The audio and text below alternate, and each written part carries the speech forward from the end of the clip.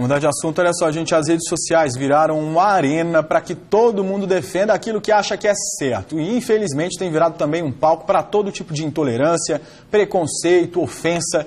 E uma pesquisa do portal Comunica que Muda mostrou que Goiás é o 13º estado no ranking de intolerância, com mais de 4 mil menções desse tipo nas redes sociais em apenas 3 meses. Para a gente falar sobre esse assunto, nós convidamos o advogado Tiago Giacomo. Ele é pós-graduado em Direito da Comunicação e também mestre em Comunicação, especialista em mídias digitais. Bem-vindo, Tiago. Boa tarde para você. Boa tarde, boa tarde. Olá, Tiago. Obrigada pela participação. A gente agradece a participação aqui. Olha, realmente eu acho que é um ranking que a gente, muito chato até pontuar, porque você imagina, 13º de 26 estados, a gente tem 4.306 menções de racismo, de, enfim, preconceito de qualquer tipo. As pessoas realmente acham que hoje a internet é uma arena mesmo para se debater, para se bater, para, enfim... É triste ver esse tipo de coisa, né? O nosso direito à liberdade de expressão ele nunca foi utilizado, né? Hoje, com o avanço da tecnologia, da economia no país, a gente tem mais da metade da população já com acesso à internet. E aí, nós temos canais que as pessoas elegem, né, como aplicativos através do WhatsApp, rede social como Facebook, Instagram, que são os pontos onde as pessoas têm vozes e emitem a sua opinião, a sua forma como enxergam o mundo e os problemas do cotidiano, as situações do cotidiano. E a gente vê que essa forma de pensar e de expressar isso num ambiente público, como é a internet, causa prejuízos tanto para quem é ofendido quanto para quem é ofensor. Você falou ambiente público. A internet ela é um ambiente público. Apesar da pessoa estar atrás de um computador e não estar falando pessoalmente, causa o mesmo efeito. Porque a gente tem essa falsa sensação que é um ambiente privado. Hoje tem uma grande confusão, né, entre o que é público e o que é privado. Porque muitas pessoas usam a internet, às vezes querendo ter um comportamento privado, mas no ambiente público. Apesar de você estar digitando através de um celular ou de um computador ali sozinho, você aparentemente está falando sozinho, mas existem milhões de pessoas que estão acessando tudo que você coloca e estão interagindo com as suas informações, com as suas exposições. Então a gente tem que tomar cuidado realmente para que isso não cause problema na nossa vida. Só a título de curiosidade, nós vimos essa final de semana um medalhista olímpico, o Arthur. Ele ganhou o bronze na ginástica individual nas Olimpíadas agora. Vocês vejam como é importante um bom comportamento no universo digital. No mesmo dia que saiu a notícia que ele foi medalhista, com a medalha de bronze na ginástica, saiu várias notícias ligando a medalha dele a uma suspensão que ele teve por ter um comportamento preconceituoso na internet. Uhum. Um comportamento racista. Ele foi suspenso pelo Comitê de Ginástica Olímpica do país por um determinado tempo, porque postou algo no Snapchat que foi considerado pela Confederação como racismo e por isso ele foi penalizado com isso. Então veja, que um comportamento que ele teve há um certo tempo atrás, até hoje, traz problema na vida dele. Nós tivemos outro exemplo aqui em Goiânia, especificamente, de um candidato a vice-prefeito aqui no município, que ele já teve problemas porque, num passado não tão distante, ele postou na internet que ele iria para a luta, ele iria armado contra o governo, contra o que estava acontecendo no país, na época que o impeachment estava com um debate mais acalorado. E esse vídeo, que naquela época ele foi muito divulgado, agora com essa candidatura ele a vice-prefeito, foi ressuscitado. Ou seja, essa liberdade de expressão exercida de uma forma errada causa prejuízo agora no presente por algo errado que você fez no passado. Pois é, e olha só, gente, nesse percentual de menções negativas aí, tem um ranking também de como as pessoas se comportam, esse ranking da intolerância na internet. 97% das mensagens são racistas.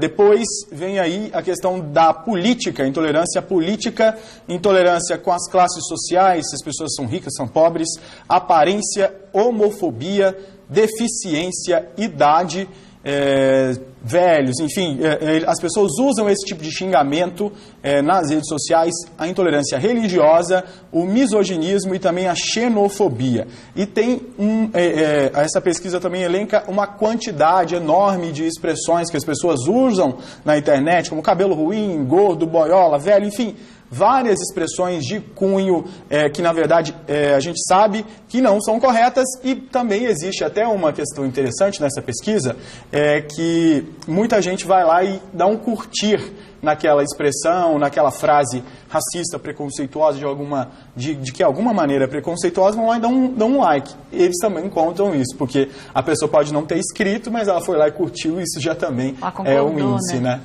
E isso já virou, inclusive, essa questão da curtida, do compartilhamento, né? Porque são ferramentas que existem no Facebook e no Instagram, a curtida e o compartilhamento. Nós tivemos casos no Brasil que viraram processos, curtidas e compartilhamentos. Em um caso, uma consumidora, ela deixou o animal dela no veterinário, porque estava doente. Quando o veterinário foi entregar o animal, ele estava pior, então ela resolveu usar o Facebook para ofender esse veterinário.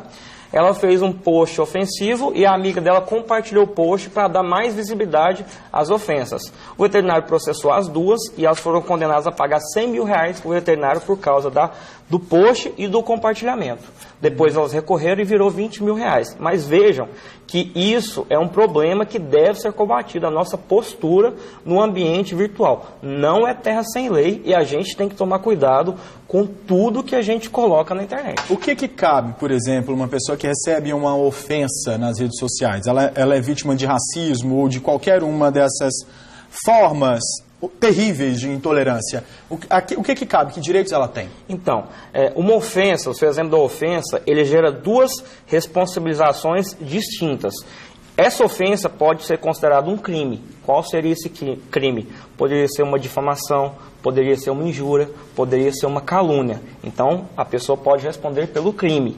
Também pode responder pelo crime de injúria racial, que é quando você ofende uma pessoa de uma raça diferente. Ou o simples racismo, que é o quê? Quando você ofende uma coletividade.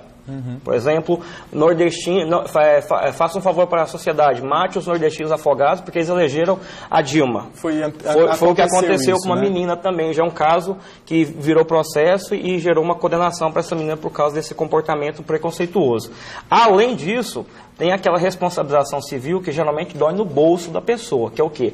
A pessoa que é ofendida, ela processa aquela pessoa que a ofendeu, e se a justiça concordar que houve uma ofensa, que houve um exagero na crítica, a justiça pode condenar o ofensor a pagar, através de dinheiro, uma reparação pelos danos morais. E aí nós temos realmente uma subjetividade, porque cada juiz avalia de uma forma. Tem juiz que pode dar uma condenação de 1.000, 2.000, 20 mil, 100 mil, é completamente subjetivo. Mas o que o ofensor, aquela pessoa que está acostumada a ofender as pessoas na internet, tem que ter em mente é que tem várias responsabilizações para o seu ato, e nós temos que lembrar que o registro na internet, ele é muito mais fácil de você utilizar no processo do que uma prova testemunhal, por exemplo, porque aquilo que você posta, outra pessoa vai lá e printa e acabou. A prova já está feita, já está consumada.